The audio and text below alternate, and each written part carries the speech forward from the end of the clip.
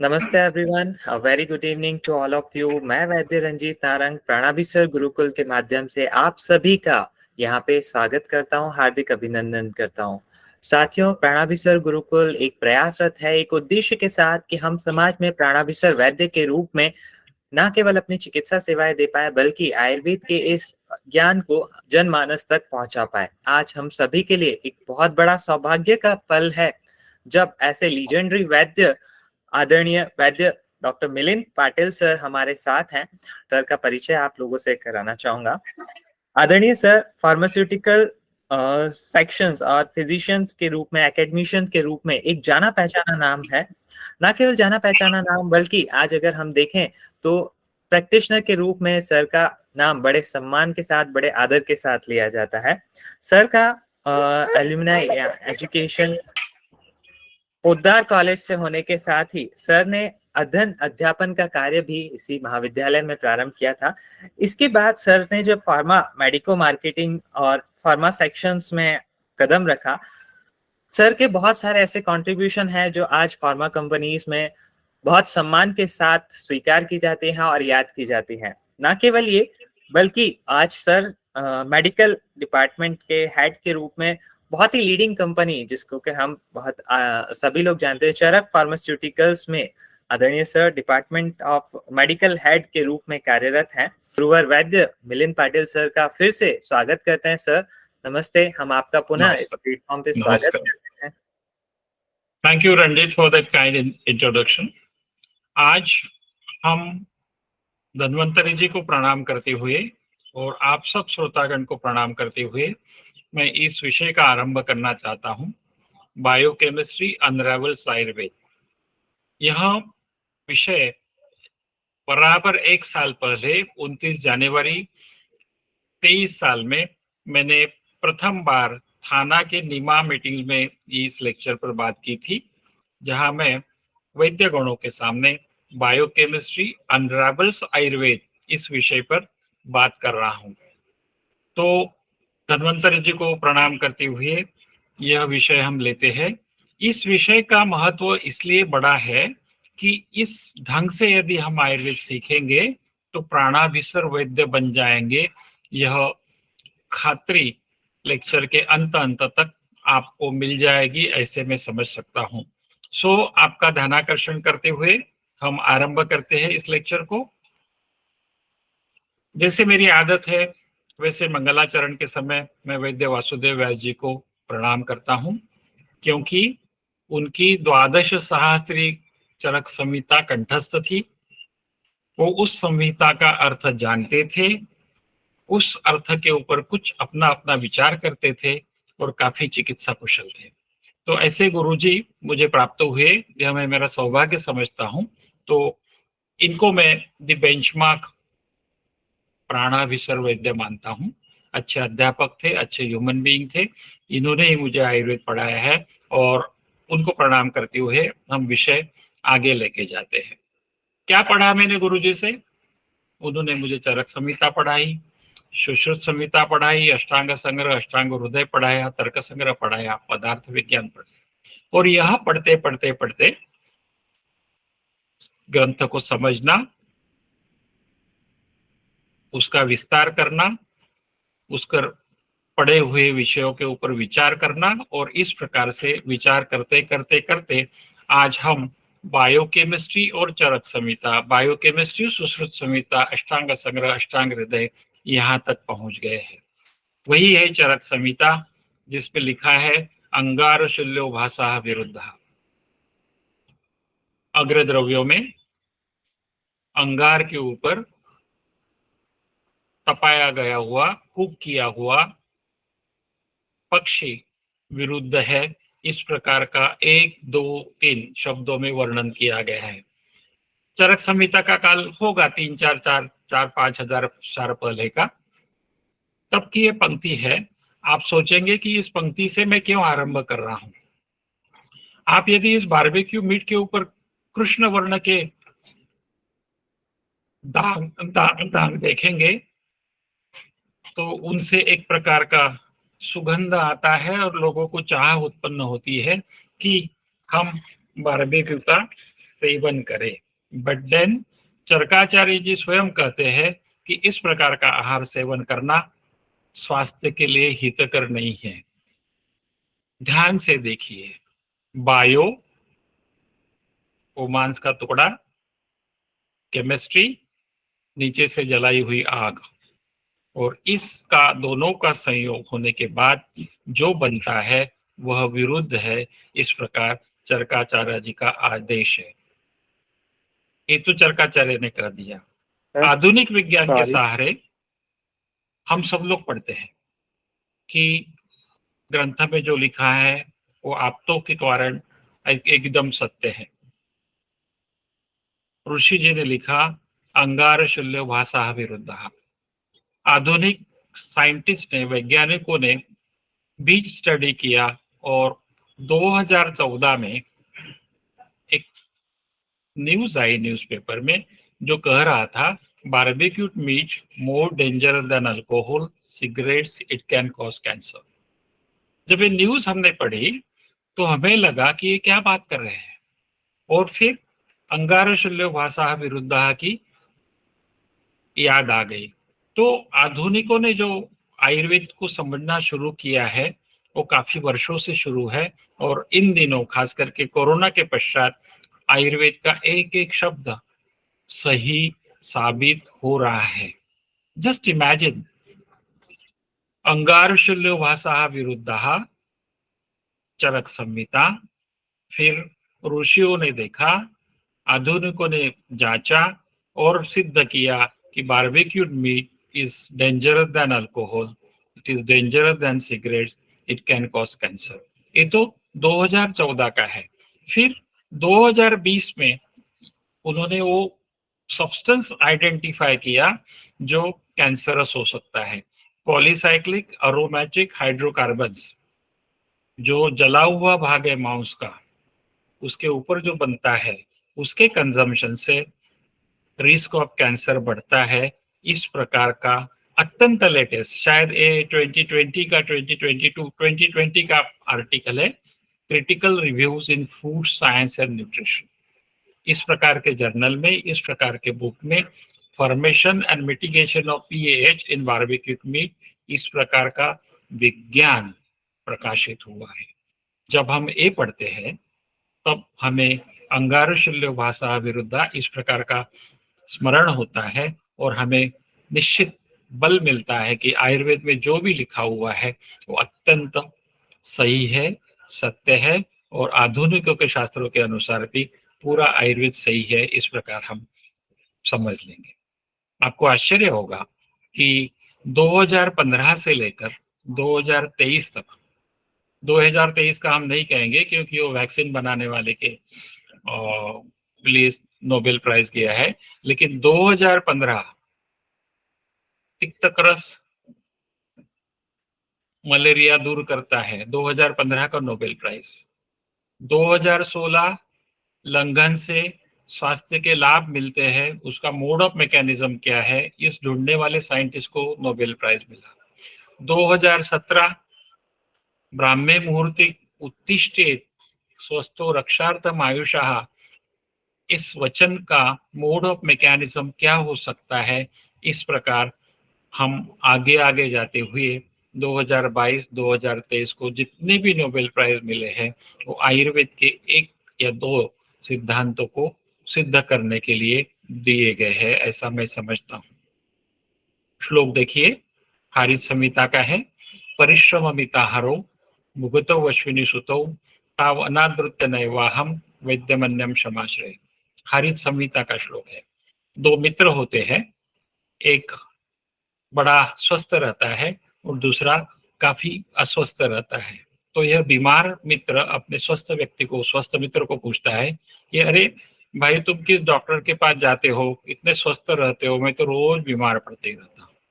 तो वो उत्तर देता है स्वस्थ व्यक्ति कि भूतल पर परिश्रम और मिताहार, यह दो अश्विनी कुमार हमें प्राप्त है, उनका मैं अनादर कभी करता नहीं, तावना तृत्य नैवाहम, इसीलिए मुझे अन्य वैद्य के सलाह की जरूरत नहीं रहती है। दो अश्विनी कुमार थे, एक है परिश्रम, दूसरा मिताहार।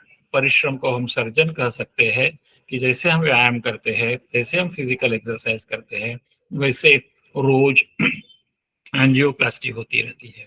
मिताहार को हम फिजिशियन कह सकते हैं, क्योंकि मिताहार के कारण हम हमारे ब्लड शुगर, कोलेस्टेरॉल मर्यादित रख सकते हैं। तो इस प्रकार के परिश्रम और मिताहार किस मोलिक्यूलर, किस प्रकार के मोड ऑफ एक्शन से काम करते होंगे, तो वह मोड ऑफ एक्शन इस महाभाग ने ढूंढ निकाली। उसको उन्होंने नाम दिया ऑटोफेजी, और 2016 का पारितोषिक, नोबेल पारितोषिक इन्हें मिला। इस प्रकार शायद 2015 से ले आरंभ होने के बाद 2016 में लंदन से लाभ होते हैं। उसका मोड ऑफ मैकेनिज्म ऑटोफेजी होता है, यह उन्होंने आइडेंटिफाई किया, और हम हमारी आयुर्वेद की महत्ता का अनुभव लेते गए। तो मित्रों, ये सब परिश्रम मिताहारो संस्कृत है, उसको बायोकेमिस्ट्री में ऑटोफेजी का नाम दिया गया, और यह ऑटोफेजी आज हमें इस श्लोक का अर्थ अधिक स्पष्टतया समझा देती है। इस ओर से हम थोड़ा सा लाइफ की ओर जाते हैं। ये लाइफ है, देखिए, मक्खी है, अन्न को ढूंढ रही है, वो पौधा है, वो भी अन्न को ढूंढ रहा है, और मिले हुए अन्न को हम किस प्रकार डील करते हैं, उसके ऊपर हमारा आयु निर्भर रहता है।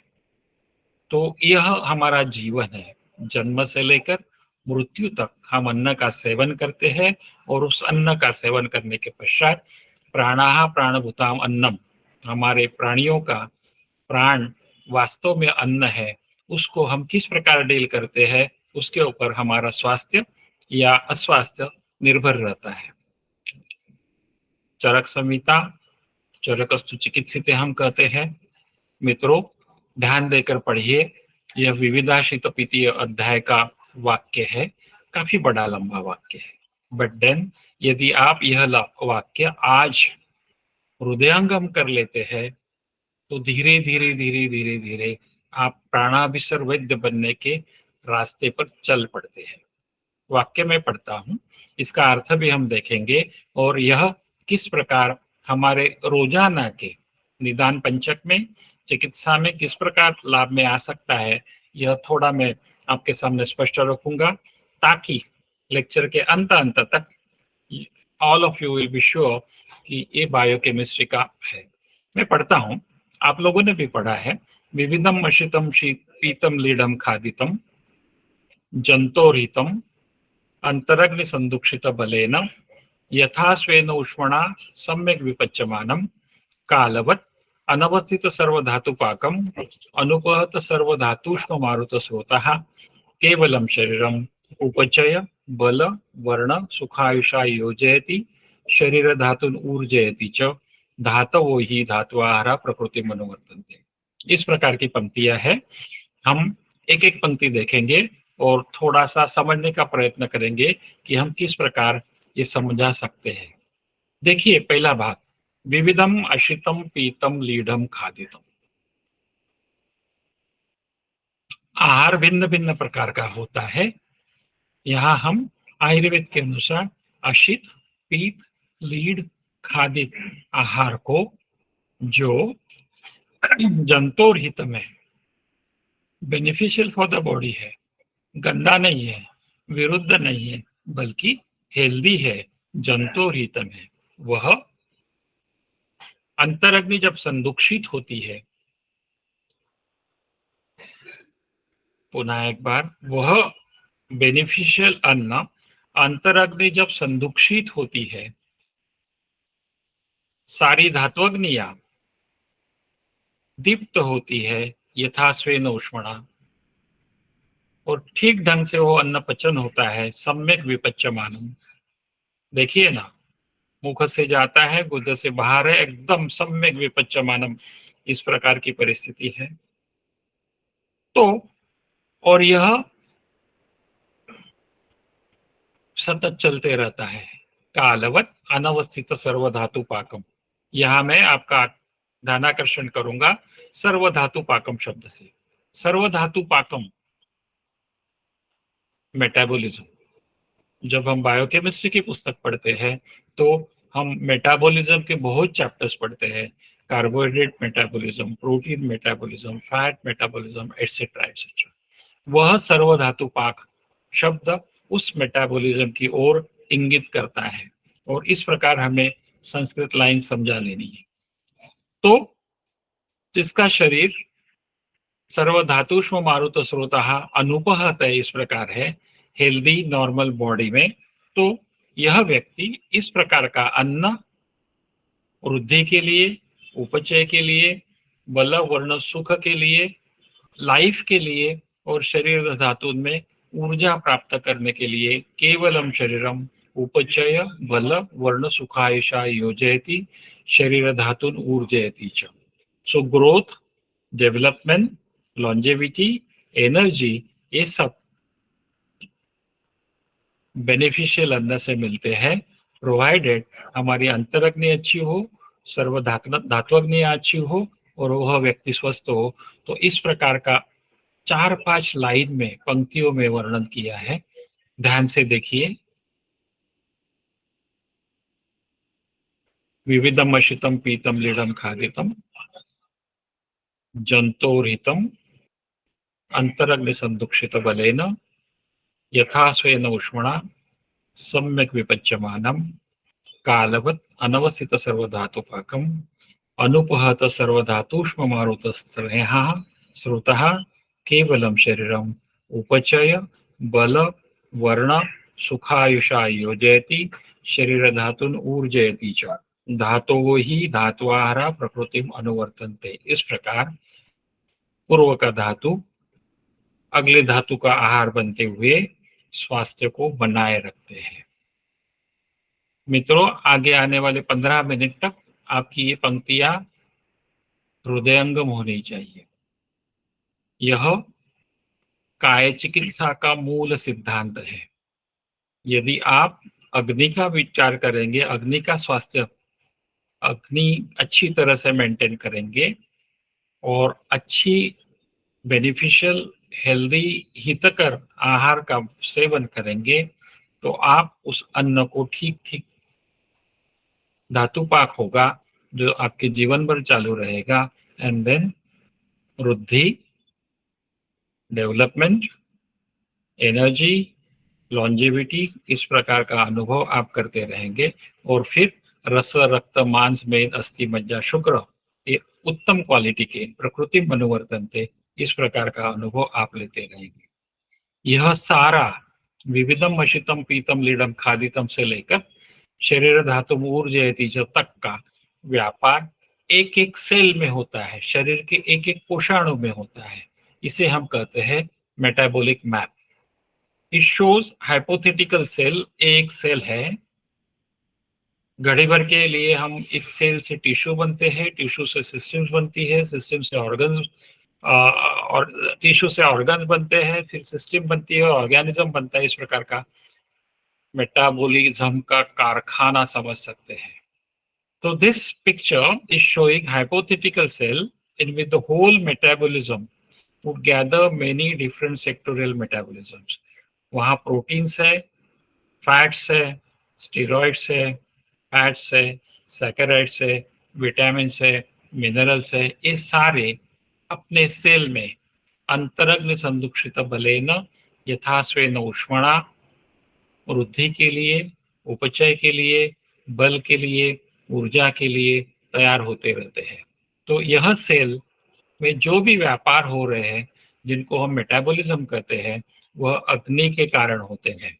इसीलिए रोगाः सर्वेपि मंदेग्नो, इसीलिए काय चिकित्सा को कहते हैं काय अग्नि तस्य चिकित्सा काय चिकित्सा। तो ये आप चित्र कभी भी भूलेंगे नहीं। इस प्रकार की आशा मैं करता हूं। विविधम अशितम पीतम लीढ़म खादितम जंतोरहितम अंतरग्नि संदुक्षित बलेन यथा स्वेन उष्मणा सम्यक विपच्यमानम कालवत् अनवस्थित सर्वधातुपाकम् अनुभवत सर्वधातुष्म मारुतस्नेहः स्रोतः केवलं शरीरम् उपचय बल वर्ण सुखायुषा योजयति शरीर धातुन ऊर्जयति च। ये स्वास्थ्य का है, ये फिजियोलॉजी का है, ये हेल्दी व्यक्ति का है। नाउ आपके पास रोगी आता है, इस प्रकार की हेल्दी व्यक्ति नहीं आती। आपके पास रोगी आता है तो कहाँ गलती है, कहाँ गलती है, कहाँ प्रॉब्लम है, किस जगह पर अग्नि का प्रॉब्लम आता है, यहाँ क्या हो रहा है, इस प्रकार विचार करते करते आप उसका निदान करते हैं और फिर आरोग्य वर्धिनी देनी है या त्रिफला त्रिकटु से काम बन जाएगा या अग्नि कुमार देना पड़ेगा। इस प्रकार का विचार जब करते हैं तो यह पूरा चित्र आपकी आंखों के सामने होना चाहिए। माइल्ड डिसीज हो, ज्यादा पुराना ना हो तो त्रिफला त्रिकटु से भी काम हो जाएगा। क्रोनिक डिसीज हो तो हो सकता है कि आपको रसौषधियां देनी पड़ेगी, बट देन औषधियों का चयन जो आप करेंगे वह इस पिक्चर को सामने रख के करेंगे। वृद्धि नहीं हो रही है, उपचय नहीं हो रहा है, फटीग है, टायर्डनेस है, एनर्जी नहीं है, इस प्रकार का यदि जीवन हो तो इन सब बातों में कुछ तो गड़बड़ होगी। वो गड़बड़ आप आइडेंटिफाई करेंगे, स्रोतस को आइडेंटिफाई करेंगे, आप हेतु की निश्चिति करेंगे, किस स्रोतों की हेतु उपलब्ध है, और इस प्रकार आप औषध का चयन करेंगे और आपकी चिकित्सा प्राणाभिसर वैद्य जैसे करते हैं उस प्रकार हो जाएगी। ध्यान से ये चित्र देखिए। हमने चरक का चित्र देखा जो आहार से शुरू होता था, हेल्दी फूड से शुरू होता था। हमने चरक का चित्र देखा जो उपचय बल वर्ण सुखायुषा योजयति शरीर धातुन ऊर्जयति च, यहाँ खत्म हो गया था। इसके बीच में जो हुआ वह carbohydrate, fat, protein, these are energy inputs, energy output, और ये सब हुए वात पित्त कफ रस रक्त मांस मेद अस्थि मज्जा शुक्र और मलों का जो और एनर्जी, इतना व्यापार बायोकेमिस्ट्री का है। यह अंग्रेजी में जो भी भाग लिखा हुआ है वह संपूर्ण बायोकेमिस्ट्री का चित्र है। इस प्रकार ध्यान में रखिए। शरीर धातुन ऊर्जयति च, ऊर्जा, एटीपी, क्रेब्स साइकिल, ये सारे विषय बायोकेमिस्ट्री के अंतर्गत आ जाते हैं। यह चित्र ध्यान से देखने पर आपको खातरी हो जाती है कि यह हमारे चरक में लिखा है, यह हमारे चरक में लिखा है। बीच में जोतना भी है अंतरग्नि संदुक्षित बलेन यथा स्वेन उष्मणा सम्यक विपच्यमानम एटसेट्रा एटसेट्रा, मैंने बायोकेमिस्ट्री के पुस्तक से लिया है। Healthy food, then it is digested, फिर वात दोष, पित्त, रस रक्त मांस में अस्थि मज्जा शुक्र, इस प्रकार की जो बायोकेमिस्ट्री है वो पूरी संपूर्ण बायोकेमिस्ट्री उस चरक के विविधम अशित पीतम से लेकर शरीर धातुन ऊर्जयति च, ऊर्जा, एनर्जी, एटीपी, ये सारे विषय बायोकेमिस्ट्री के अंतर्गत आते हैं। आप रोगी जब सामने आएगा तो इसमें कुछ गड़बड़ है वो आइडेंटिफाई करेंगे और सही चिकित्सा करेंगे। So this is how biochemistry Ayurveda को स्पष्ट करती है। और ये सारा व्यापार अन्न व स्रोतस में होता है। देखिए क्या क्या हमने खाया, फिर गट में माइक्रोबायोटा रहता है और फिर स्रोतोरोध बल भ्रंश गौरवानिल मूलता। तो जो कुछ आम स्वरूप परिस्थिति निर्माण होती है, अंतरग्नि ठीक न हो, धात्वग्नियां ठीक न हो, तो उस आम सदृश पदार्थ का नाम है ट्राइमिथाइल अमाइन ऑक्साइड, जो अत्यंत स्निग्ध चर्बी वाले पदार्थ खाने से होता है। और यह TMAO, आम जैसे उसका उच्चार है ना, उल्टा करेंगे तो आम ही हो जाएगा, स्रोतोरोध को उत्पन्न करता है और आम क्या है? स्रोतोरोध बलभ्रंश गौरवानील मूढ़ता, इस प्रकार का आम है। अब यह स्लाइड यदि आपके ध्यान में आ गई होगी तो अग्नि का महत्व आपके ध्यान में आ गया होगा, और अग्नि का महत्व यदि ध्यान में आ गया होगा तो चरक संहिता में जो भी लिखा हुआ है वो अत्यंत स्पष्ट, अत्यंत आधुनिक है, इस प्रकार का भाव आपके मन में आया होगा। जैसे मैंने कहा, इस शब्द को हम उल्टा यदि पढ़ेंगे तो आम जैसे होता है, आम, ओम, आम कहेंगे, और वह अन्न व स्रोतस में होता है, उसकी निर्मित के कारण अथेरोस्क्लेरोसिस होता है। ठीक, स्रोतोरोध होता है, बलभ्रंश होगा, गौरव अनिल मूढ़ता होगी, आलस्य अपक्त निष्ठियो मल संगारो चिक्लमः, ये आम के लक्षण इस प्रकार हमें व्यक्त होते हैं। ये देखिए, हेतु है tobacco, alcohol, stress, viruses, H pylori, red meat, high fat, gamma radiation, इन सब से शरीर में आम की निर्मित हो जाएगी। ये उल्टा पड़ी है, आम की निर्मित हो जाएगी और फिर उससे न्यूक्लियर फैक्टर कैपा भी एक्टिवेट हो जाएगा, जिससे ज्वर, inflammation, proliferation, invasion, angiogenesis, metastasis, इस प्रकार की कई प्रकार की संप्राप्तियां होती जाएगी, जिसका अंत chronic diseases like diabetes, colitis, IBD, obesity, Crohn disease, asthma, cancer आदि सब विकार हो जाएंगे। इन रोगों को यदि हमें चिकित्सा करना है तो यह उत्पन्न होने नहीं देना है।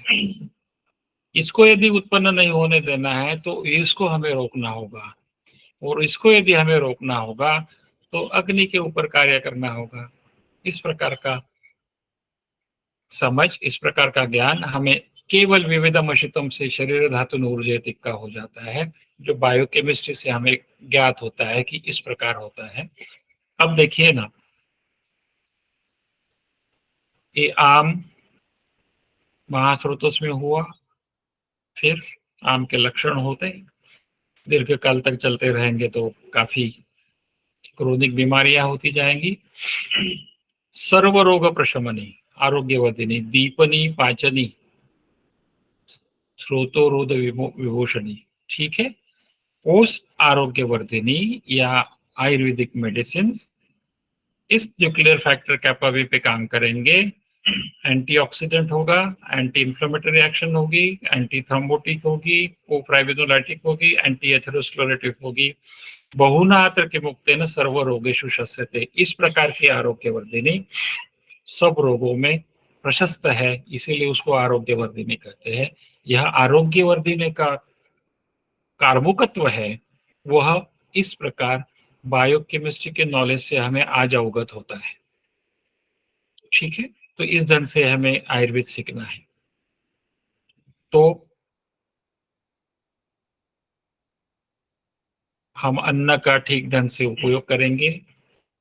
यदि अन्न का ठीक ढंग से उपयोग होता है, मलमूत्र का विसर्जन ठीक होता है, तो यह जो स्ट्रगल है, जो सर्वाइवल के लिए आवश्यक है, यह जो आयु है, हम स्वस्थ रखेंगे।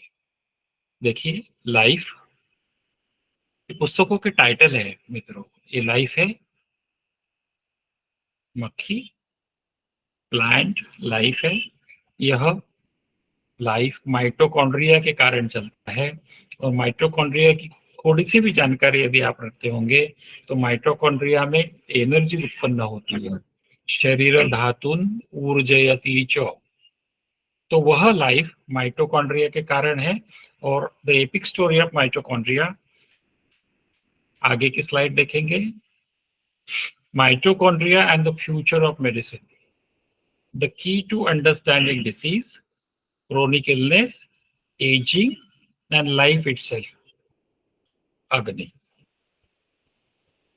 काय नाम अग्नि, तस्य चिकित्सा काय चिकित्सा, वह अग्नि, वह एनर्जी प्राधान्य रूपेण माइटोकॉन्ड्रिया में होती है, और वही फ्यूचर ऑफ मेडिसिन है।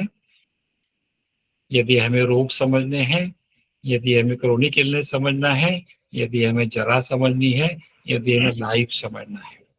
तो इस प्रकार का आधुनिक वैद्य यहाँ तक पहुंच गया है, जिसका अर्थ है आधुनिक वैद्य आयुर्वेद बन रहा है। इस प्रकार की धारणा आप आज से कर लीजिए ताकि आपकी चिकित्सा में इस ज्ञान का उपयोग होगा। कुछ स्लाइड्स काफी अच्छी है। Mitochondrial medicine volume 1, mitochondrial medicine volume 2। इसका सब टाइटल है प्रोबिंग माइटोकॉन्ड्रियल फंक्शन। जब रोगी आपके सामने आता है और जब आप निदान करते हैं, तब आप क्या करते हो? आधुनिक भाषा की लैंग्वेज में, आयुर्वेद की लैंग्वेज में, आप माइटोकॉन्ड्रियल फंक्शन प्रोब कर रहे हो। और जब आप ट्रीटमेंट देते हो, तब आप क्या कर रहे हैं? Manipulating mitochondrial function. वह त्रिफला, वह त्रिकटु, वह आरोग्यवर्धिनी, वह त्रिभुवन कीर्ति, वह च्यवनप्राश आदि मेडिसिन माइटोकॉन्ड्रियल फंक्शन को मैनिपुलेट करते हैं और आप रोग मुक्त रोगी को करते हैं। ठीक है, इस प्रकार का mitochondrial medicine. Look at the names, mitochondrial medicine और काय नाम अग्नि तस्य चिकित्सा। वह ये टाइटल देखिए, ये तो आधुनिकों ने लिखी हुई पुस्तकें हैं। ये तो वैद्य जी ने लिखी हुई पुस्तक है, जिसमें वो लिखते हैं Ayurvedic medicine is basically mitochondrial medicine. Volume 1, शायद इस पुस्तक के 3 वॉल्यूम्स है। Mitochondria are hubs of cellular biochemistry.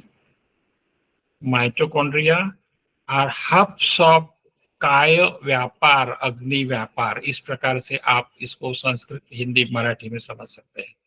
Mitochondria are hubs of अग्नि व्यापार।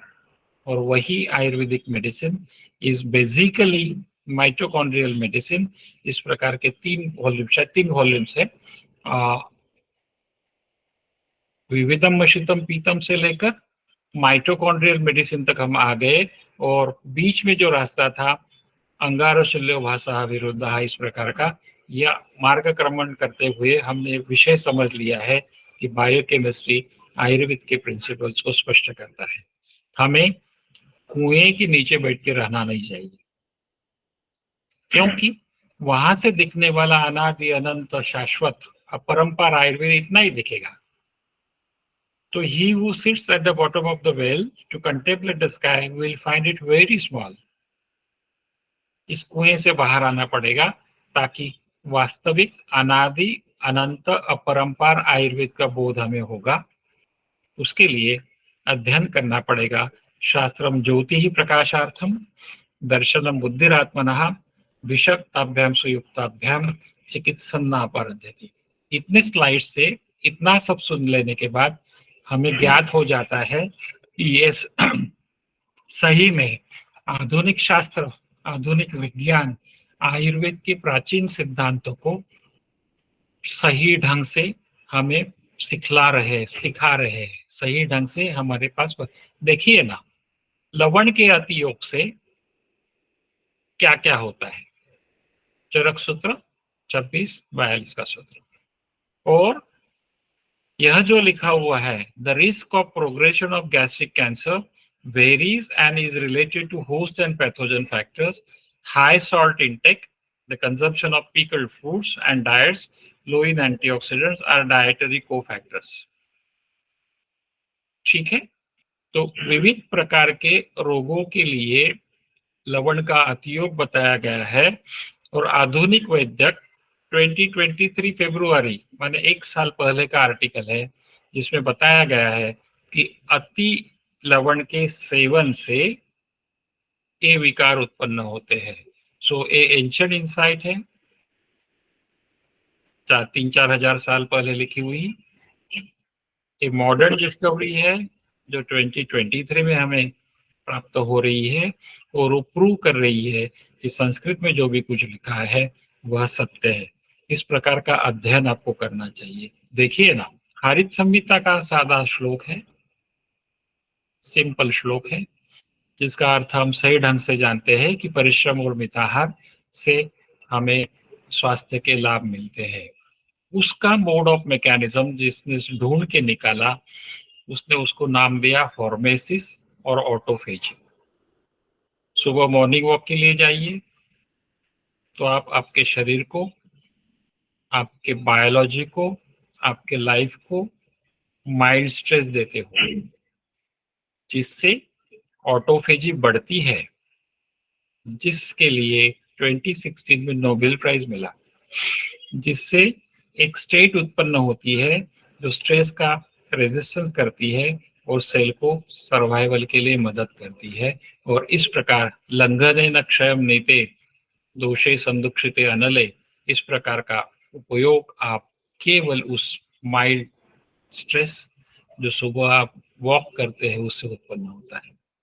यदि हम स्ट्रेस नहीं देंगे शरीर को तो सेल को इंजरी होगी, सेल डेथ होगा, क्योंकि ऑर्गेनिज्म खतरे में। यह जो मैसेज हम फास्टिंग से देते हैं, फिजिकल एक्सरसाइज से देते हैं, वो ऑर्गेनिज्म खतरे में आस्या सुखम स्वप्न सुखम से नहीं होगा। और आस्या सुखम स्वप्न सुखम चालू रहेगा तो ओबेसिटी है, डायबिटीज है, कैंसर है, क्या होते जाएगा। इसीलिए ये आयुर्वेद है कि आधुनिक वैद्य की बायोकेमिस्ट्री है। तो इस प्रकार के बायोकेमिस्ट्री को सीख लेने के पश्चात हम इस श्लोक का अर्थ आज की भाषा में बता सकते हैं। और इस प्रकार से यदि हम कम्युनिकेट करेंगे तो यह विज्ञान ग्लोबल होते जा रहा है। इसीलिए हमें भी इस प्रकार से चरक सुश्रुत वाग्भट में लिखा हुआ आयुर्वेद लाइफस्टाइल मेडिसिन के नाम से आधुनिक पुस्तकों में आ रहा है। और आज ये 2022 की बुक है। टाइटल देखिए, द ओरिजिनल प्रिस्क्रिप्शन। और ये जड़ी बूटी है। कहां से कहां आयुर्वेद आया। आयुर्वेद आधुनिकों ने उसको लाइफस्टाइल मेडिसिन समझा और इस ढंग से समझ लिया बायोकेमिस्ट्री के रूप से। और आज उनकी इतनी हिम्मत हो जाती है कि जब पुस्तक लिखते हैं तो उसका नाम वो देते हैं द ओरिजिनल प्रिस्क्रिप्शन। और द ओरिजिनल प्रिस्क्रिप्शन के बुक के कवर के यहाँ आप लोग जड़ी बूटी देखते हैं। तो हम यहाँ से 2023 यहाँ तक आ गए हैं। What is that original prescription? How the latest scientific discoveries can help you leverage the power of lifestyle medicine. यहाँ हम ये कह सकते हैं कि बायोकेमिस्ट्री हमें आयुर्वेद समझाने के लिए मदद कर रही है। और वो बायोकेमिस्ट्री विविधम अशितम पीतम लीडम खादितम जंतुरहितम अंतरग्नि संदुक्षित बलेन यथास्वेन उष्मणा सम्यक विपच्यमानम अनवस्थित सर्वधातु पाकम अनुपहत सर्वधातुष्म मारुत स्रोता केवलम शरीरम उपचय बल वर्ण सुखायुषा योजयति शरीर धातुन ऊर्जयति च। तो यहाँ के ग्रंथों में जो विदित है वो इससे इस ढंग से समझने के पश्चात, बायोकेमिस्ट्री की मदद से समझने के पश्चात हमें आयुर्वेद ओरिजिनल प्रिस्क्रिप्शन था और वह आधुनिक की भाषा में भी हम व्यक्त कर सकते हैं। कुछ स्लाइड दिखाते हुए मैं खत्म करना चाहता हूं। Emerging anti aging strategies, emerging रसायन चिकित्साएं। Metformin enhances resilience via hormesis. Hormesis का सिंपल भाषा में अर्थ है poisons in small doses are medicinal. Publish कहाँ कब हुआ है? 2021 में। मेटफॉर्मिन क्या है? आधुनिक प्रमेह की, मधुमेह की औषध। कुर्कुमिन क्या है? हरिद्रा प्रमेह हराणा। वो क्या लिखते हैं दूसरे आर्टिकल में जो पब्लिश हुआ है 2020 में। तो यह 2021 में पब्लिश है एंटी एजिंग। यह 2020 में पब्लिश है। उसका टाइटल है curcumin the multifactorial hormetic agent mediates an intricate crosstalk between mitochondrial turnover, autophagy and apoptosis। दोनों आर्टिकल्स के टाइटल को पढ़िए, समझिए। एक 2022 में लिखा हुआ है, एक 2021 में लिखा हुआ है। हरिद्रा प्रमेय हराणा मेटफॉर्मिन प्रमेय हराणाम आधुनिकों की भाषा में, ठीक है। और दोनों हॉर्मेटिक है, दोनों हॉर्मेटिक है। Curcuma longa is the best anti diabetic as per Charaka संहिता। और इस प्रकार जब हम हरिद्रा प्रमेय हराणाम का अर्थ आधुनिक बायोकेमिस्ट्री के सहारे समझ लेते हैं तो वो बायोकेमिस्ट्री विज्ञान है, और वह विज्ञान हमें आयुर्वेद समझने के लिए, अनरावल करने के लिए मदद कर रहा है। इस प्रकार का हम समझ सकते हैं। ये दो टाइटल से आपको ध्यान में आ गया होगा। देखिए, एक्सरसाइज एंड फास्टिंग, परिश्रम, व्यायाम, अनुलंघन, फिर त्रिफला त्रिकटु आदि, ये सारे सिस्टम को चैलेंज करते हैं। और उस चैलेंज को फेस करने के लिए जो शरीर में प्रतिक्रिया उमटती है, आती है, उसे हम स्वास्थ्य प्राप्त करते हैं। यह आयुर्वेद करता है, ठीक है। देखिए, anti ageing pharmacology 2023 chapter 4 metformin. The endless beauty of metformin, does it also protect from skin aging? और फिर स्किन एजिंग आप समझेंगे, प्रमेय आप समझेंगे, मेटफॉर्मिन समझ लेंगे, तो curcumin anti aging, novel strategies for metformin as an anti aging drugs in skin aging. और वह कुरकुमा स्किन के लिए भी है, वह कुरकुमा डायबिटीज के लिए भी है, वह एंटी एजिंग भी है। इस प्रकार का जो हमें ज्ञान होता है, वह ज्ञान बायोकेमिस्ट्री समझने से होता है। तो जब मैंने टाइटल लिखा बायोकेमिस्ट्री अनरावल्स आयुर्वेद, तो यदि हमें आयुर्वेद समझ लेना है आज की भाषा में, तो हमें बायोकेमिस्ट्री विषय अच्छी तरह से समझ लेना चाहिए। उस बायोकेमिस्ट्री विषय समझने से हमें संप्राप्ति ठीक ढंग से समझ में आएगी। Damage associated molecular patterns in human diseases, हेतु सेवन करने से होने वाले संप्राप्ति के कारण होने वाले ह्यूमन डिसीजेस, यह दोष वैषम्य निर्माण करता है। और वही मोलिकुलर पैटर्न्स के डेंजर सिग्नल्स माने लिंग, और फिर थेरापेटिक चार्जेस टारगेट्स माने चिकित्सा। सो दोनों पुस्तकें ध्यान से देखिए, हेतु,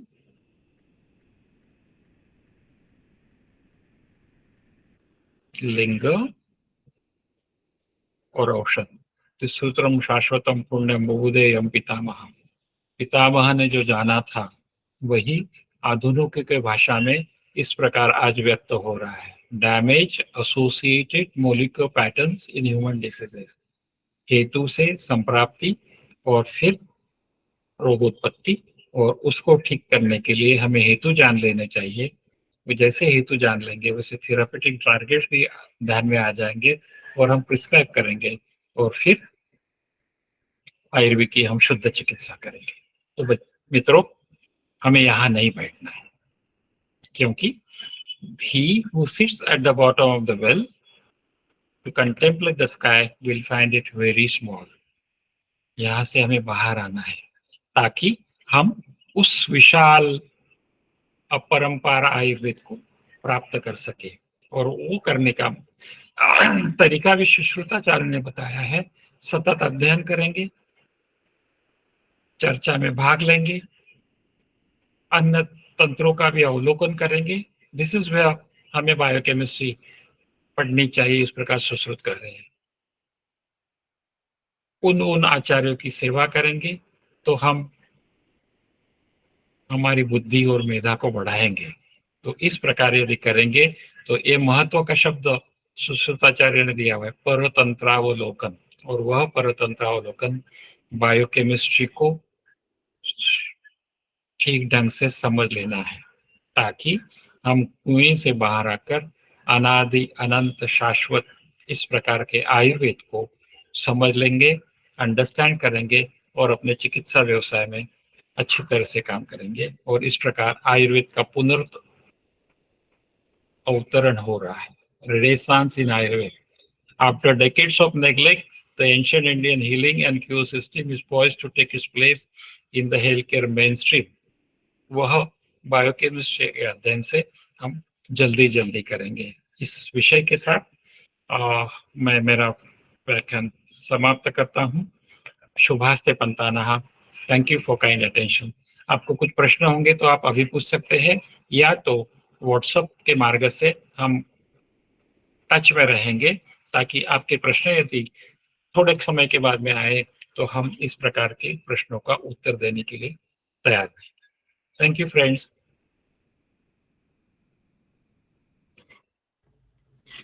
thank you so much sir. बहुत ही सरल, बहुत ही आसानी से और इतने अच्छे तरीके से जो आपने हम सबके सामने रखा है, दैट वाज द ऑसम। जो हम सब लोग बहुत बहुत धन्यवाद करते हैं सर आपका, जो आपने इतने बेहतरीन Thank you, तरीके sir. से हमारे सामने इस विषय को रखा। आयुर्वेदा अनरिवल्स, जो हमारा ये आज का विषय था, बायोकेमिस्ट्री अनरिवल्स आयुर्वेदा, मतलब इतने में बताए गए हैं, लेकिन इन कॉन्सेप्ट्स को समझते वक्त हम कई बार सोचते हैं कि ये कैसे होंगे, लेकिन सर ने इतने तारतम्यता से, सात्म्यता से, और जो हम कहते हैं कि बायोकेमिस्ट्री जो ऐसा विषय जो हमें लगता था ये आयुर्वेद में कहाँ है, लेकिन सर ने हमें ये न केवल फैक्ट्स बल्कि एक्सपीरियंस और संहिता बेस को लेते हुए बहुत ही अच्छे तरीके से हम सबके सामने रखा है। हम यहाँ पे इस सेशन को और ज्यादा समझने के लिए अगर किसी के कोई क्वेश्चंस हैं, कोई प्रश्न है, तो मैं रिक्वेस्ट करता हूँ आप प्लीज अपने क्वेश्चंस पूछिएगा। यहाँ पे आप सभी लोग अपने माइक अनम्यूट कर सकते हैं, या चाहे तो आप अपने चैट बॉक्स में भी लिख सकते हैं, ताकि मैं एक एक करके क्वेश्चंस ले लूंगा। सो आई रिक्वेस्ट, हम लोग यहाँ पे अगर कोई क्वेश्चंस आते हैं तो उन क्वेश्चंस को लेते हैं।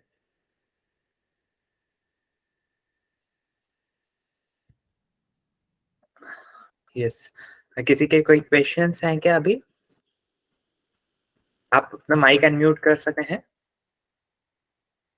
आप चैट बॉक्स में भी लिख सकते हैं। डॉक्टर अभिलाषा अग्रवाल मैम, आपने हैंड रेस किया है मैम, अगर आपके कोई क्वेश्चन है तो आप अनम्यूट करके पूछ सकते हैं प्लीज। सर मेरा एक क्वेश्चन है, आप कुछ एक लिंक दे सकते हैं कि हमारे जो धातु पोषण न्याय हैं उनको हम इस बायोकेमिस्ट्री के द्वारा कैसे समझ सकते हैं? बिल्कुल, आप बायोकेमिस्ट्री का पुस्तक खोलिए और वहां का कंटेंट पेज देखिए, तो कंटेंट में आता है फूड एंड न्यूट्रिशन, और उसके बाद जो विषय आते हैं एक chapter wise, carbohydrate metabolism, fat metabolism, protein metabolism, vitamin minerals, इस प्रकार के जो चैप्टर्स आते हैं वो आपको अन्न पचन किस ढंग से होता है, कौन से अग्नि कार्बोहाइड्रेट के लिए, प्रोटीन्स के लिए, फैट्स के लिए काम में आते हैं, इस प्रकार का ज्ञान वहां प्राप्त करते हैं।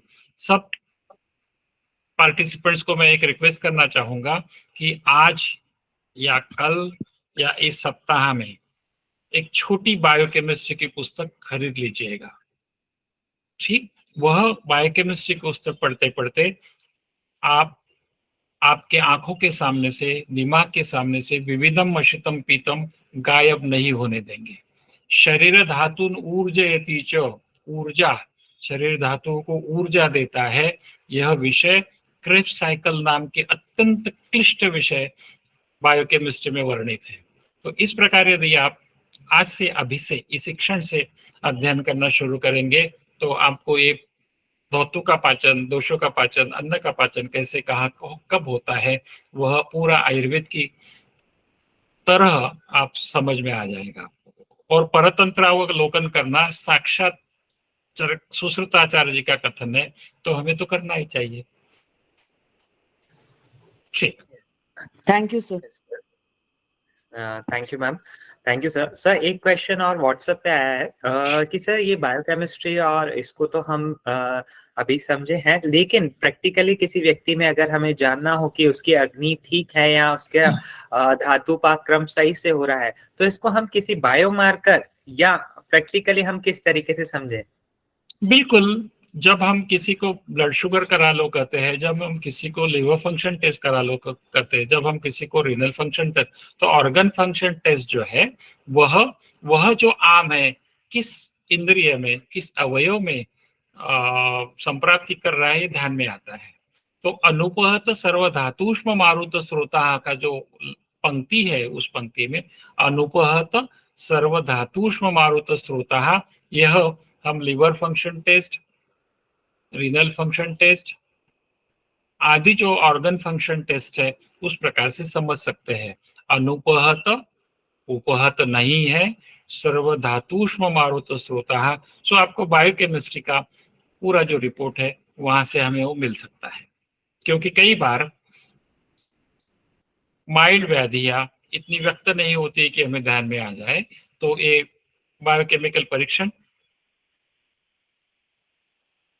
6 महीने एक बार, वर्ष में एक बार करा लेते हैं, तो हम अनुपहत सर्वधातुष्म मारुत स्रोता है इस प्रकार का ज्ञान रख सकते हैं। और यदि ऐसा है तो ठीक ढंग का अन्न हमसे करेंगे तो बराबर ठीक हो जाएगा, और बल, वर्ण, उपचय, शरीर धातु ऊर्जा का अनुभव प्राप्त करेंगे। Okay sir. सर इसी सीरीज में एक और क्वेश्चन आया sir, how can we infer the biochemistry of every व्याधि एंड औषध?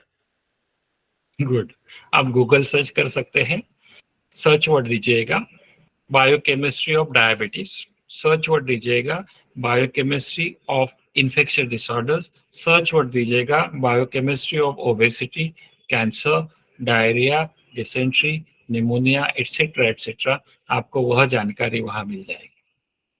मैं तो कहूं कि यदि चरक चिकित्सा ही बार बार स्थान पढ़े तो लक्षणों को देखते हुए बायोकेमिस्ट्री में गड़बड़ है, इस प्रकार का ज्ञान हमें होता जाएगा। सर इसी क्रम में एक और क्वेश्चन हमारे सामने है कि how to apply biochemistry in osteoarthritis? Again अच्छा प्रश्न है। ऑस्टियोआर्थराइटिस में इन्फ्लेमेटरी मार्कर्स रहते हैं, ठीक है, और ऑस्टियोआर्थराइटिस में हम एक्सरे भी निकाल सकते हैं। तो इस प्रकार बायोकेमिस्ट्री, और वहाँ जो ऑस्टियोआर्थराइटिस है वहाँ कार्टिलेज निर्माण नहीं हो रहा है, इसीलिए ऑस्टियोआर्थराइटिस हो रहा है। तो उस प्रकार से हम बायोकेमिस्ट्री का उपयोग, गूगल सर्च करिए अगेन ऑस्टियोआर्थराइटिस बायोकेमिस्ट्री, तो आपको ध्यान में आ जाता है। अब ऑस्टियोआर्थराइटिस ऐसा विकार है उसमें बायोकेमिस्ट्री देखने की जरूरत भी नहीं है, लेकिन आपको इतना तो करना पड़ेगा कि अस्थि पोषक, इन्फ्लेमेशन कम करने वाले आमनाशक और रसायन औषध यदि हम देंगे तो ऑस्टियोपोरोसिस में मदद होगी। गुगुलू है, योगराज है, महायोगराज है, इस प्रकार। Okay sir. सर एक और प्रश्न है, can we check the mechanism of action of our classical medicines at receptor level और जीन लेवल? बिल्कुल कर सकते हैं, और संपूर्ण जगत में यह प्रयास चालू है। ओके सर, इसके लिए क्या हम लोग जो एनिमल स्टडीज हो रही हैं उसकी तरफ जा रहे हुए, या फिर किस तरीके से? या तो हम एनिमल स्टडीज की तरफ जाएंगे, और सेल्यूलर आजकल टिश्यू लेवल पे भी हम काम करा सकते हैं। और आजकल एक नया विज्ञान सामने आ रहा है जिसको कहते हैं नेटवर्किंग। तो हम हरिद्रा का नेटवर्किंग प्रमेय में कि कहाँ कहाँ टारगेट को करता है, इस प्रकार की नेटवर्किंग के भाषा में, फार्माकोलॉजिकल नेटवर्किंग के भाषा में समझ सकते हैं। आप दे सकते हैं networking pharmacology of haridra, and then you will see कि हरिद्रा का कौन सा कंपाउंड डायबिटीज के किस टारगेट पर काम कर रहा है, ये आपके ध्यान में आ जाएगा। सर एक बहुत ही बेहतरीन विचार प्रश्न हमारे सामने है, जो कि मुझे लगता है हम सभी वैद्यों के मन में कहीं ना कहीं छुपा था, लेकिन पूछ कोई नहीं रहा था। एक वैद्य ऋषभ जी ने पूछा है, how can we get Nobel prize sir and how to work on it? Great, काफी अच्छा प्रश्न है। मैं महाभारत का एक श्लोक आपको बताता हूँ। शुश्रूषा श्रवणम चैव ग्रहणम धारणम तथा वह अर्थ विज्ञानम तत्व ज्ञानम च द्विगुणा। ध्यान से सुनिए, शुश्रूषा मैंने सुनने की इच्छा यदि स्ट्रांग होगी तो हम अच्छी तरह से श्रवण करेंगे। शुश्रूषा श्रवणम चैव, अच्छी तरह से यदि श्रवण करेंगे तो अच्छी तरह से ग्रास्प करेंगे। ग्रहण, अच्छी तरह से यदि ग्रास्प करेंगे तो हमारे स्मरण में, धारण शक्ति में वो सदैव बना रहेगा। जब आप एक बात पढ़ लेते हैं, स्मरण रखते हैं, तो आप सतत ऊहापोह करते रहते हैं। यहाँ ऊहापोह का अर्थ है एक्सपेरिमेंटेशन करना, ह्यूमन बॉडी में कहिए, एनिमल्स में कहिए, टिश्यू कल्चर में कहिए। वह ऊहापोह करते हुए आपको अर्थ विज्ञान हो जाता है, विषय समझ में आता है। लंघने न क्षयम नीते दोषे संदुक्षते अनले, हो तो हम पढ़ लिया, लेकिन सूक्ष्म सूक्ष्म लेवल पर किस प्रकार है वह अर्थ विज्ञान हो जाता है। और अर्थ विज्ञान के बाद जो अंतिम क्षण है तत्व ज्ञान, वो तत्व ज्ञान जब आपको होता है तो आपको नोबेल प्राइज मिलता है। तो नोबेल प्राइज किस प्रकार प्राप्त करना है उसका मार्गदर्शन भी महाभारत में दिया दे के रखा है। लेकिन आत्म परीक्षण यदि करेंगे तो क्या हम सचमुच सुनना चाहते हैं? शुश्रूषा वही नहीं है तो श्रवण कहाँ होगा, ग्रहण कहाँ होगा, धारण कहाँ होगा, ऊहापोह कब होगा? अर्थ विज्ञान तो काफी दूर की बात है, तत्व ज्ञान भी दूर की बात है। शुश्रूषा का अर्थ है परतंत्रावलोकन करने की इच्छा। शुश्रूषा का अर्थ है आधुनिक वैदिक में जो है वो भी ज्ञानी है इस प्रकार का स्वीकार करना। तो यदि इस प्रकार से हो जाएगा, देखिए ना, जिसको ऑटोफेजी में नोबेल प्राइज मिला उनको कहीं ना कहीं लंघन के, फास्टिंग के, हेल्थ बेनिफिट से एक कहीं ना कहीं ट्रेडिशनल सिस्टम ऑफ मेडिसिन से ही अवगत हुए होंगे। ही लिसन टू इट, फिर वहां वो करते रहे लाइफ भर, और फिर उनको ध्यान में आ गया अरे तो ऑटोफेजी है। Then he name that biochemical action as autophagy, और फिर उनको नोबेल प्राइज मिल गया। काफी अच्छा प्रश्न है, और मैं समझता हूँ कि आधुनिक विज्ञान जो है, आधुनिक वैदिक जो है, काफी सैचुरेटेड हो गया है। सैचुरेटेड कहा मैंने, काफी सुपर सैचुरेटेड हो गया है। अब जो भी कुछ आधुनिक वैदिक में होगा वह आयुर्वेद से आएगा, यह धारणा मेरी तो निश्चित हो गई है, क्योंकि I started learning Ayurveda from my guruji Vaidya Vasudev जी व्यास। और जब ये नोबेल प्राइज की श्रृंखला में देखता हूँ 15 से लेकर 22-23 तक, वह यही सिद्ध करती है कि आज आधुनिक शास्त्र के, विज्ञान के लोग आयुर्वेद की तरफ फ्यूचर मेडिसिन करके देख रहे हैं, और इसीलिए हम समझ रहे हैं कि आयुर्वेद सही दिशा में जा रहा है। Yes, thank you sir. बहुत ही बेहतरीन तरीके से आपने हम सबके मन की इस विषय को, जो कि ये क्वेश्चन हम सबके मन में रहता है लेकिन कभी कोई इस तरीके से पूछा ऐसा होता नहीं है, तो पुनः सर धन्यवाद आपका, और आप सभी वैद्यों का भी जो आप इस तरीके से क्वेश्चंस पूछते हैं, ताकि कभी हमारे मन में भी हो क्वेश्चन, लेकिन वो आपके माध्यम से आदरणीय, जब ऐसे गुरुवर हमारे साथ हों तो उनके माध्यम से ये क्लियर होते हुए चलते हैं। सो ये आपकी जो तालियां हैं, आपके साइन हैं, हमें बता रहे हैं कि यस, हमें सर से बहुत अच्छे से मार्गदर्शन मिल रहा है। इसी सीरीज में लक्ष्मी मैम का एक क्वेश्चन है, शायद उन्होंने हैंड रेज किया है। मैडम, आप कुछ पूछना चाहते हैं तो प्लीज अनम्यूट कीजिएगा। चलेगा। मुझे लगता है उनका क्वेश्चन नहीं है, तो सर एक और क्वेश्चन है। Which Ayurvedic medicines are required to treat heart failure correlating with its biochemistry? अच्छा प्रश्न पूछा आप। रुद्रों में अर्जुन की महत्ता बताई गई है। आप अर्जुन की फार्मेकोलॉजिकल यदि आप देखेंगे तो आप उसकी बायोकेमिस्ट्री भी समझ लीजिएगा, और हृदरोग में वो किस प्रकार उपयोग करता है। कई साल पहले मैं इंदौर में किसी आधुनिक वैद्य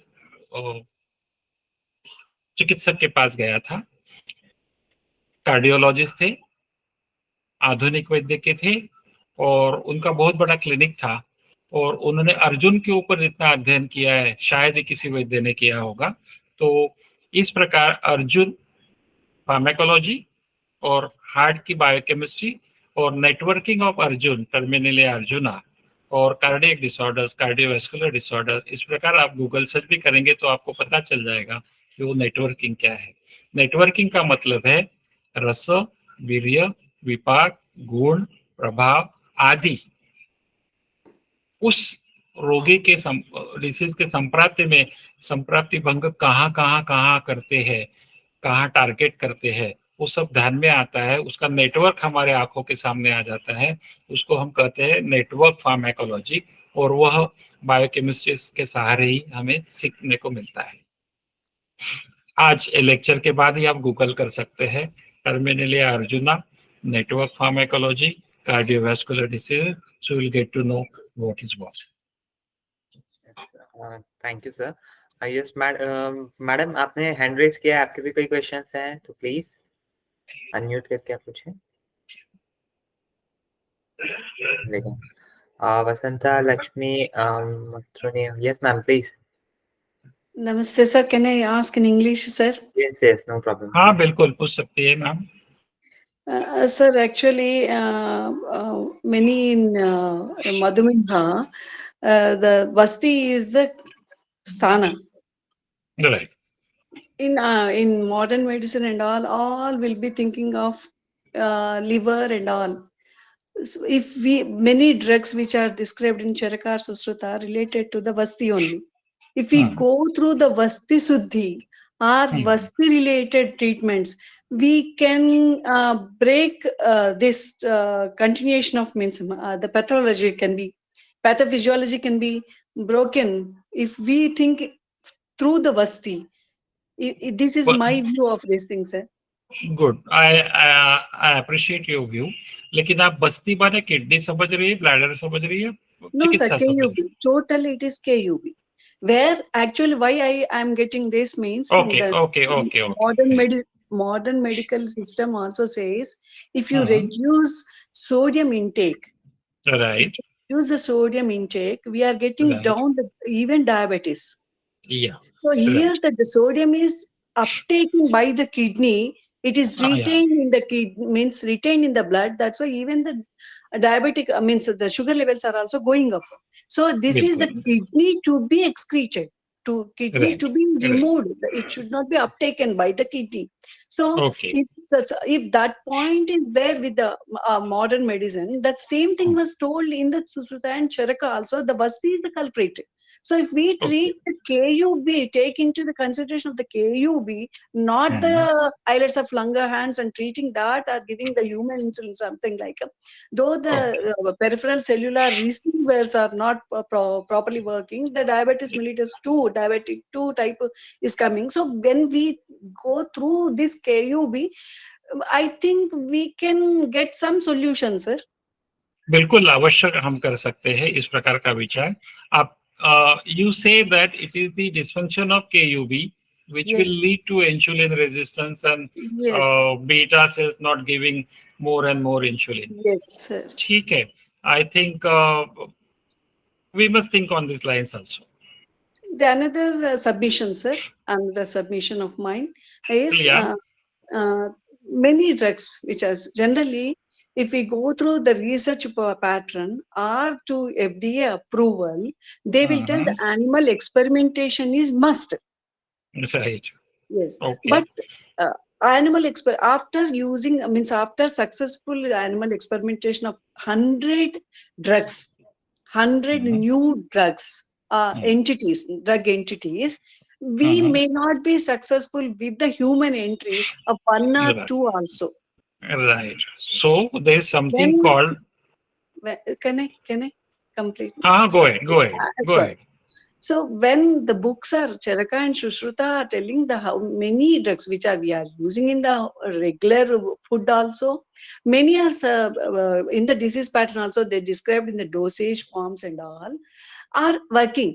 Why can't we exclude the Ayurvedic pharmacopoeial described drugs from the animal experimentation? Reverse pharmacology may be there, but still to get the FDA approval, the drugs are which are described in Ayurvedic pharmacopoeial drugs can be excluded from that particular pattern, sir. From the government of India can be done, sir. This. Yeah, ma'am, I agree with you. I have been working in pharmaceutical industry for decades now. Now, FDA doesn't ask for, or drug regulatory bodies do not ask for animal studies. They only want where this medicine is referred to in your 54 or 64 books of Ayurveda. So if I give that reference, Haridra, Prameya, Haranam, so they won't ask for animal studies. Oh. So this is for Ayurveda. And the reverse pharmacology. See, after Corona, everybody started asking, "Ki, how can I prescribe Guduchi in Corona if I don't have clinical trial?" But Hmm. then, the medicine that you have are not working. They are having adverse reactions. Then why don't you accept Hmm. age-old, tried and tested Gurvel as immunity enhancing? And Hmm. then WHO thought of some different clinical trial methodology, which is Hmm. called as real life studies, pragmatic studies. What are those pragmatic real life studies? Corona patients, COVID patient goes to a doctor, he prescribes Guduchi and looks for the results. So there are no hardcore phase 3, phase 4 clinical trials. So Yes, it is yes. a pragmatic trial and a science which is there for millennia, and a Hmm. science which is being used for therapy, treating and preventing the disease condition. That is Hmm. great science. So you don't have to have a doubt on the systems. It's not a new molecule. Guruchi is not a new molecule. Amla is not a new molecule. So why are Not you true. asking for phase 1, phase 2, phase 3, phase 4 trials? That was what WHO decided. And Oh. that's how Ayurvedic medicines were started in COVID era. Okay? So real Another. life practical studies, pragmatic studies, that is what they call it. Yeah, Oh. go ahead, ma'am. Thank you, sir. One more submission, sir. Yeah, Because I'm taking more time. Don't. it's okay, go ahead. Another thing is, most of the surgical oncologists, they are Mhm. just as soon as the case comes, the tissue which is spoiled with the cancer or the cancer cells or cancer organ, they are removing Mhm. and throwing in the dustbin, sir. Right? Okay. So why can't we take those cancer cells and make it Mhm. to survive, and our rasayanas and our this thing can be used on that and can get the data in high vivo these things, sir. Can we do like that, sir? The which I think there we no need of any protocols like permission ethical committee and all these will not be there, because it is a thrown organ which we can mhm. make it survive and make the our rasayanas to work and get the new molecules, new the drugs to further cancer and all, sir. So if that discarded piece of tissue is living, alive, then Mm. we can try. But No, if no, it is a we dead have tissue, to. We have to make the tissue to be. The conditions must be kept alive of those tissues, and then okay, we have to, because the other tissues they doing the other tissues which are brain dead people. They are taking the tissues and keeping alive and keeping other active this thing at right, right. some time or something. But even in that period, particular conditions make the tissues to be alive, and we can take the biochemical changes which are occurring through when we use We, our we, drugs in we, rasayanas and all. we, we can certainly make use of our rasayanas in these conditions. Good suggestion. I think, Because there won't be any protocol problems and all, the right, right. permissions and all this. I understand. I understand. It's a good suggestion. I don't know whether somebody is actually doing it. Because in that such conditions, half of the research methodology will be crossed, Right, and right. I the understand. expenditure can be reduced, Reduced. and we And can we, the sampling also, live sampling no need. It is the right, tissue we are right, using, and the tissue is right, also right. human being, origin of human being. I A can kidney understand. I cancer can understand. tissue, a lung cancer tissue can be taken and make it alive, and do the rasayanas, which are rasayanas pertaining to the pranavaha srotas, rasayanas pertaining to the udakavaha srotas, like that we can take and can go for those things such directly with the rasayanas, making that makes half of the distance we come across, and already drugs are there in this means in the books also. So it is Yeah, proven good. in the form. So in that way, if we go, many new drugs and the faster can be coming into the means for the usage of the patient, needy persons. Drug discovery will be fastest. Fastest it will be. Yeah, And right. Yeah, go ahead. Yes, Yes, there's madam, some is there disturbance. anything that you know? Yes, I think, ma'am, all questions has been taken. Yes, moving towards the another question. Vaidya Zala madam आपको भी कुछ question है तो आप please mic unmute करके आपने hand raise किया हुआ है, अदरवाइज हमारे Yes, पास sir. चैट बॉक्स में तो yes please Can I speak, sir? Yes हाँ प्लीज। बोलिए, गो अहेड। हाँ, नमस्ते सर। हाँ सर, नमस्ते। मेरा क्वेश्चन वो था कि अभी जो आयुर्वेद के मतलब मेडिसिन है उसका मतलब मेनली वो ड्रग का एक्सट्रैक्ट निकाल के उसका सेल लाइन के ऊपर बहुत सारा काम चल रहा है सर। तो वो बिल्कुल। एक्सट्रैक्ट में वो लोग मतलब हाँ अल्कोहलिक एक्सट्रैक्ट या फिर वाटर एक्सट्रैक्ट निकाल के फिर उसका सेल लाइन के ऊपर देख रहे हैं कि वो कितना कारगर है सर। तो बराबर। मेरा क्वेश्चन वो था कि सर हम जो मेडिसिन इनटेक करते हैं तो उसमें तो हमारी वो जाठराग्नि और धात्वाग्नि उसके ऊपर काम होने के बाद, वो पचन होने के बाद हमें मतलब इफेक्ट उसका दिखाती है।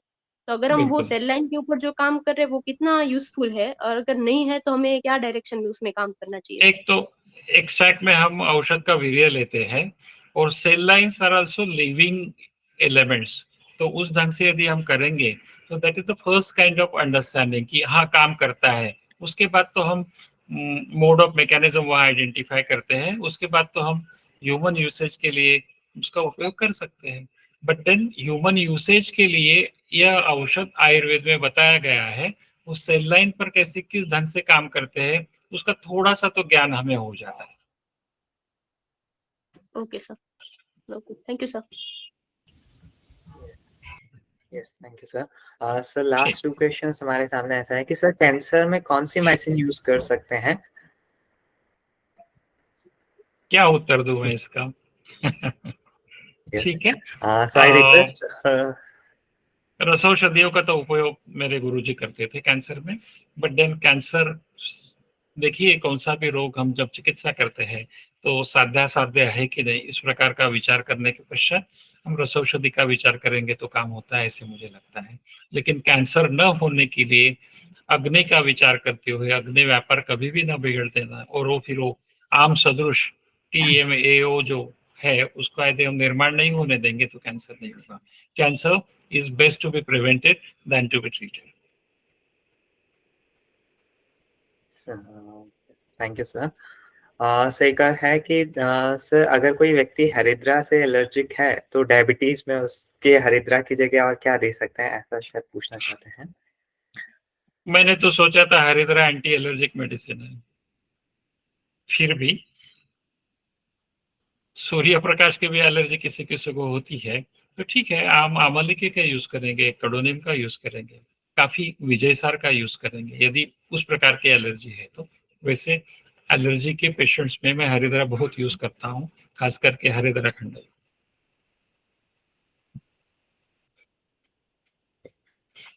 सर एक और कोई प्रश्न इस तरीके से, आयुर्वेद में इंजेक्शन के शोध के बारे में भी प्लीज मार्गदर्शन दीजिए। जब मैं इंटर्नशिप कर रहा था 82-81 में, या जब मैं सेकेंड ईयर BMS में था, तब हम रासना का, दशमूल का आदि वनौषधियों का इंजेक्शन देते थे। ठीक है, इंजेक्शन देने की जो प्रैक्टिस है हमारे पोद्दार कॉलेज में सेकेंड ईयर फाइनल ईयर के विद्यार्थियों ने इंटर्नशिप में, बाद में शायद FDA वालों ने कुछ ऑब्जेक्शन लिया कि यह इस प्रकार नहीं चलेगा, तब शायद वो रासना वगैरह इंजेक्शन बंद हो गए। लेकिन भविष्य में ये हो सकता है कि हम इंजेक्टेबल रूप से भी, वैशल्य कल्पना इतनी प्रगत हो जाएगी कि आयुर्वेदिक मेडिसिन इंजेक्टेबल के द्वारा भी दे सकते हैं। GI ट्रैक में से एब्सॉर्ब होने वाला thank you molecule so much. यदि हम मुझे इंजेक्शन में रूप में देंगे तो दे सकते हैं। हाँ, यस प्लीज कंटिन्यू सर। मुझे लगता है सर यहाँ पे बाकी सब लोगों के क्वेश्चंस हो चुके हैं और भी बाकी सारे कुछ लोगों के क्वेश्चंस हैं। ये संजय सर आपने हैंड रेज किया है, प्लीज आप अनम्यूट करके आप पूछ सकते हैं। जी नमस्ते सर जी। नमस्ते। अच्छा, आपने जो इंजेक्शन के लिए बताया, तो हमें आयुर्वेद में ये इंजेक्शंस के बारे में कैसे सोचना है उसका, कि भाई जैसे हम तो चूर्ण वगैरह में समझते हैं, वैसे उसमें भी इसी तरह से समझना है और उसी तरह से कार्य करेगा वो हाँ, तो मैं औषधियाँ? वही कह रहा था कि यदि हमें हमारे त्रिफला चूर्ण मुख मार्ग से सेवन करने के बाद ग्रहणी से उसका कौन सा अंश एब्सॉर्ब होता है, उसको हम यदि आइडेंटिफाई करते हैं तो शायद उसी का इंजेक्शन हम त्रिफला त्रिकटु का इंजेक्शन इस प्रकार से दे सकते हैं, लेकिन ऐसे देने की कोई आवश्यकता नहीं है, ऐसे मुझे लगता है। थियोरेटिकली पॉसिबल है।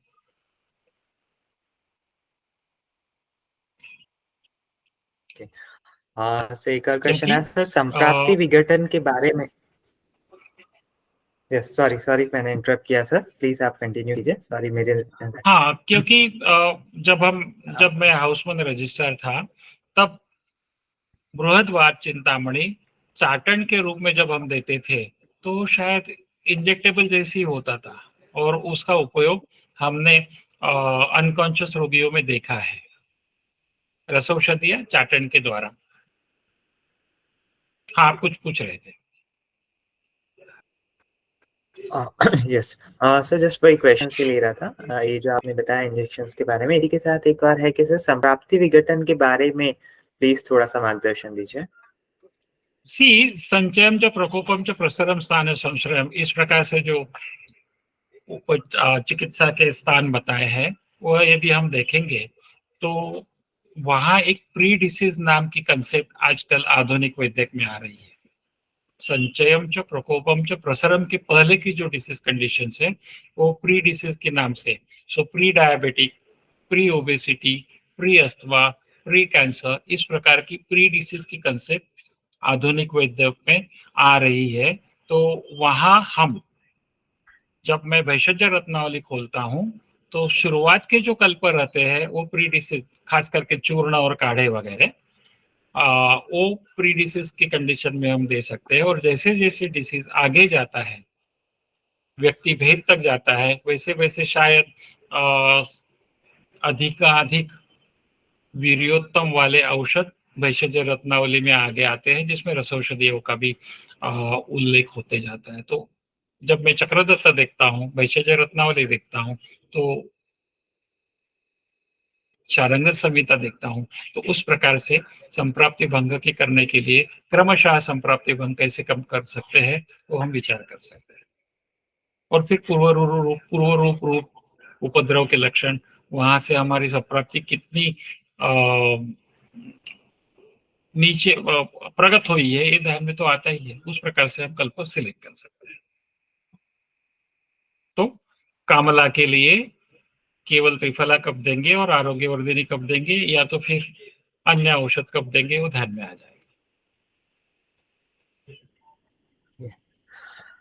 Thank you sir. मुझे लगता है यहाँ पे बाकी सब लोगों के वैद्यों के मन में और भी कुछ विचार आते जा रहे हैं, प्रश्न आते जा रहे हैं, लेकिन डोंट वरी, हम व्हाट्सएप ग्रुप पे इन प्रश्नों को शेयर कर सकते हैं, जैसे समय मिलेगा वैसे मैं उत्तर देते रहूंगा। Sure sir, sure. मुझे लगता है आज हम यहाँ पे इस सेशन के लिए यहीं पे रुकते हैं।